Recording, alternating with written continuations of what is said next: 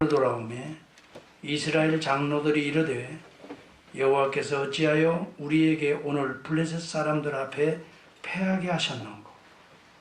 여호와의 언약궤를 실로에서 우리에게로 가져다가 우리 중에 있게 하여 그것으로 우리를 우리 원수들의 손에서 구원하게 하자 하니, 이에 백성이 실로에 사람을 보내어 그룹 사이에 계신 만군의 여호와의 언약궤를 가져서 거기서 가져왔고, 엘리의 두 아들 홈니와 비나하스는 하나님의 언약궤와 함께 거기에 있었더라. 여호와의 언약궤가 진영에 들어올 때에는 온 이스라엘이 큰 소리로 외치매 땅이 울린지라. 블레셋 사람이 그 외치는 소리를 듣고 이르되 히브리 진영에서 큰 소리로 외치면 어찌 됨이냐 하다가 여호와의 궤가 진영에 들어온 줄을 깨달은지라. 블레셋 사람이 두려워하여 이르되 신이 진영에 이르렀도다 하고, 또 이르되 우리에게 화로다. 전날에는 이런 일이 없었도다. 우리에게 화로다. 누가 우리를 이 능한 신들의 손에서 건지리요. 그들은 광야에서 여러 가지 재앙으로 애굽인을 친 신들이니라. 너희 이 블레셋 사람들아, 강하게 되며 대장부가 되라. 너희가 히브리 사람의 종이 되기를 그들이 너희의 종이 되었던 것 같이 되지 말고 대장부같이 되어 싸우라 하고, 블레셋 사람들이 쳤더니 이스라엘이 패하여 각기 장막으로 도망하였고, 살육이 심히 커서 이스라엘 보병에 엎드러진 자가 3만 명이었으며, 같이 합니다. 하나님에게는 빼앗겼고 엘리의 두 아들 홈니와 비느하스는 죽임을 당하였더라. 한마디로 말하면 이스라엘의 실패의 모습입니다. 이스라엘 실패는 온 우리의 실패를 사실은 대변하고 있습니다. 이스라엘이 블레셋과의 전투에서 비참하게 패합니다. 특별히 4,000명이 패하여 돌아옵니다. 우리가 매일의 일상에서 패하는, 실패하는, 지는 우리의 모습을 보여주고 있는 것입니다.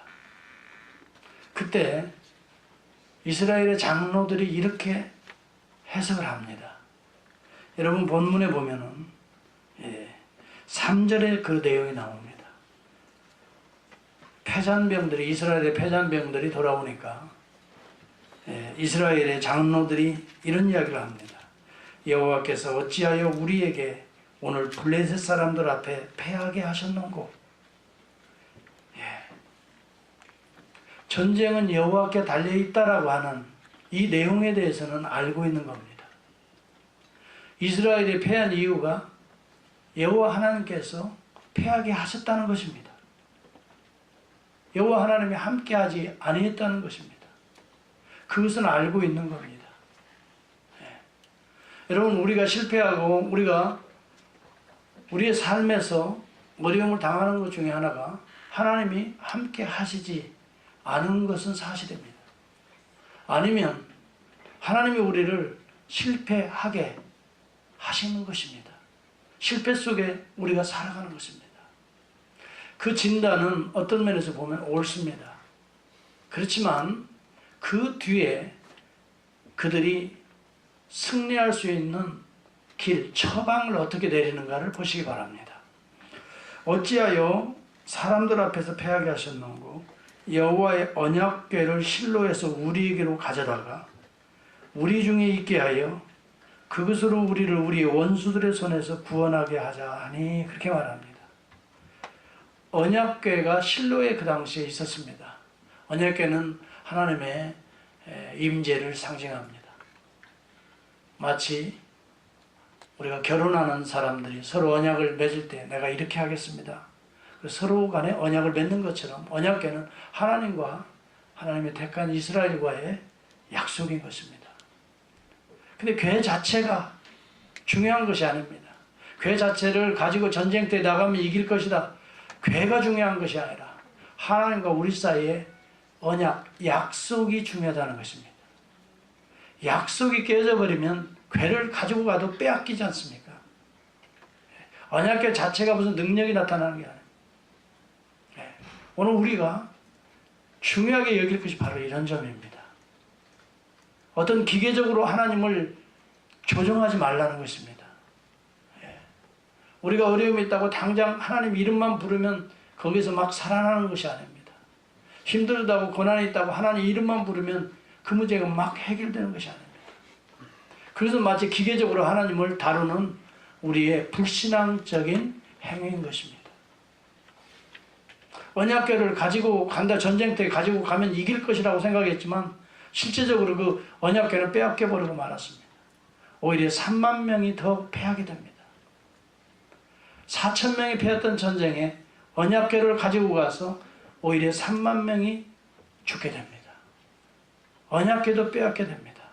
이 소식을 들은 엘리와 엘리 제사장, 특히 홈리와 비느하스도 전쟁터에 가서 죽습니다. 이 소식을 들었던 엘리 제사장은 의자에서 그만 넘어져서 목이 부러져서 죽었다고 성경은 말합니다. 그리고 엘리의 며느리가 되는 여기 본문에도 보면은 비느하스의 아내가 아이를 낳다가 그만 이 소식을 다 시아버지도 죽죠. 자기 남편도 죽지요. 그 다음에 언약궤도 빼앗겼죠.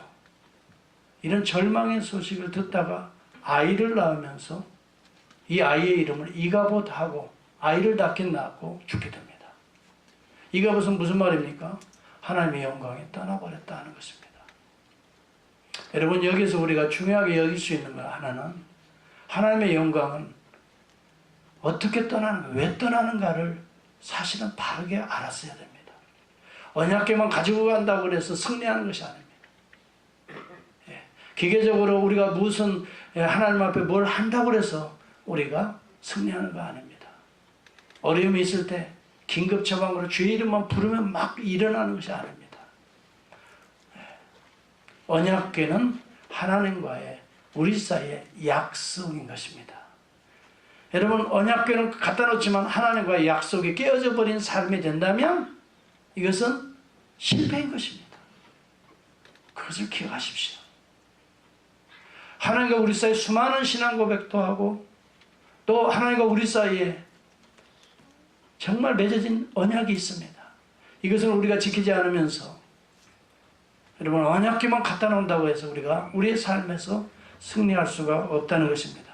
사사기서 10장에 보면은 6절에 8절에 보면 이스라엘이 패배한 이유가 정확하게 나타나 있습니다. 이스라엘 자손이 다시 여호와의 목전에 악을 행하여 바알들과 아스타롯과 아람의 신들과 시돈의 신들과 모압의 신들과 암몬 자신의 신들과 심지어는 블레셋 사람들의 신들을 섬기고 여호와를 버리고 그를 섬기지 아니하므로 여호와께서 이스라엘에게 진노하사 블레셋 사람의 손에 그들을 파심해 그랬습니다. 왜 이스라엘이 패합니까? 하나님이 함께하지 않았기 때문에 패한 건 사실입니다. 하나님이 그들을 패하게 하시는 것입니다. 그런데 한 걸음 더 들어가서 왜 하나님이 그들을 실패하게 합니까? 이것을 질문했어야 됩니다. 그들이 우상 숭배를 했기 때문에 하나님이 진노하사 그들을 블레셋에게 붙인 것입니다. 그래서 그들이 실패하는 것입니다. 그래서 그들이 고통을 당하는 것입니다. 4천 명이 죽고 3만 명이 죽고 언약궤가 빼앗겨 언약궤 자체가 그들을 이기게 하는 것이 아닙니다. 여러분, 주의 이름만 부른다고 해서 주님이 역사하는 것이 아닙니다. 주님과의 신실한 관계를 회복하는 것이 언약궤인 것입니다. 내가 하나님을 향하여 우리의 신앙 고백을 분명히 드리고 그 신앙 고백대로 우리가 순종하며 하나님의 영광이 임재하는 그것이 언약궤인 것입니다. 그런데 언약궤 자체가 황금으로 쌓여있고 그 다음에 여러분 천사가 체루빔이 2개가 지키고 또 그 안에 뭐 신비롭게 여기는 만나를 당한 금항아리 또 십계명 2 돌비 또 아론의 쌍난 지팡이 이런 것들이 신비로운 것들이 담겨져 있다고 해서 실제적으로 그것이 이스라엘을 승리로 이끌지 않는다는 것입니다. 그것은 하나님의 영광, 하나님의 언약을 상징하는 것들이었습니다. 하나님의 말씀에 십계명에 순종하게 될 때 하나님이 쌍난 지팡이와 같이 무능한 막대기와 같은 것부터 싹이 날 수가 있고, 하나님의 말씀에 떡을 날마다 먹을 때 우리는 육체가 사는 것이 아니라 우리의 영혼이 살 수 있다는 만나를 담은 그 마가리, 이런 깊은 은혜들을 우리가 보면서 하나님과의 약속을 지켜나가는 것, 이런 관계가 언약궤의 삶인 것입니다. 그런데 언약궤만 가지고 갔다 그래서 블레셋 사람들에게 이기는 것이 아니라는 사실을 우리는 본문을 통해서 보여주고 있습니다. 처절하게 이스라엘은 실패해버리고 말았습니다. 하나님의 영광이 언약을 깨버린 이스라엘에게 진노와 하나님의 심판이 임하기 시작했습니다. 하나님의 영광은 떠나버렸습니다. 여러분, 오늘 이 시대의 삶이 바로 그와 같지 않는가를 우리에게 보여주고 있는 본문의 것입니다. 하나님과의 관계가 어떻습니까, 여러분? 진실로 하나님을 향하여 여러분의 신앙 고백을 날마다 드리고 있습니까? 하나님의 영광이 여러분들을 비추고 있습니까? 그렇지 않다면 여러분들이 교회에 나와서 예배 한번 드렸다고 해서 여러분의 문제가 해결되는 것도 아닙니다. 하나님 앞에 엄청나게 충성했다고 해서 그 자체가 여러분을 인생의 삶에서 승리하게 하지 않습니다. 보다 더 중요한 것이 있다면 언약궤를 회복하는 일일 것입니다. 하나님과의 언약, 하나님과의 약속을 날마다 회복하는 일일 것입니다. 빼앗겨버린 이 언약궤를 누가 회복시키십니까? 우리 하나님은 빼앗긴 언약궤를 다윗의 시대에 회복시킵니다. 다윗의 시대에 다시 성전으로 안치하게 되는 내용들이 그 위에 나타납니다.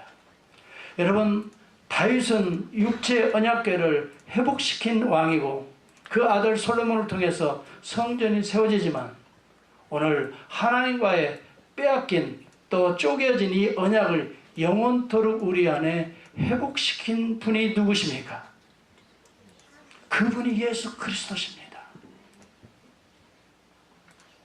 하나님과 깨어진 관계를 회복시키기 위해서 자신이 친히 블레셋과 같은 그러한 어둠의 곳으로 던져진 분이 있습니다.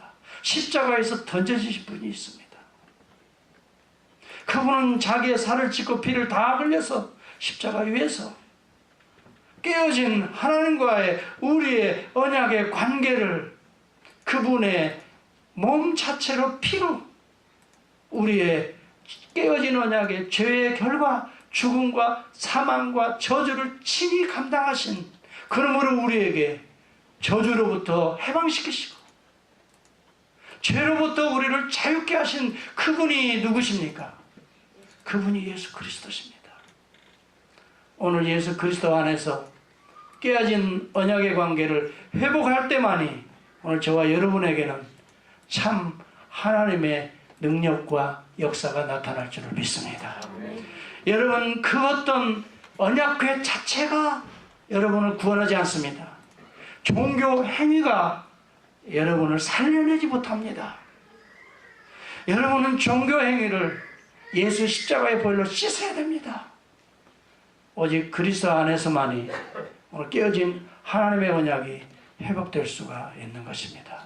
우리 주 예수 그리스도 안에서 참 평강과 참 구속을, 죄의 모든 결과인 사망과 저주로부터 자유와 행복으로 나아올 수 있는, 하나님의 영광으로 나아올 수 있는 은혜의 절기가 될 수 있기를 주의 이름으로 축복합니다. 그분이 십자가를 구속하시기 위해 친히 육체의 몸을 입고 이 땅에 하나님의 빛으로 임하시는 분이 예수 그리스도십니다. 그분은 우리 죄를 대속하셨고 사망과 죽음의 저주를 친히 자기의 몸으로 갚으셨고 오늘 사망 가운데 있는 저와 여러분을 구속하시고 오늘도 구원하셨습니다.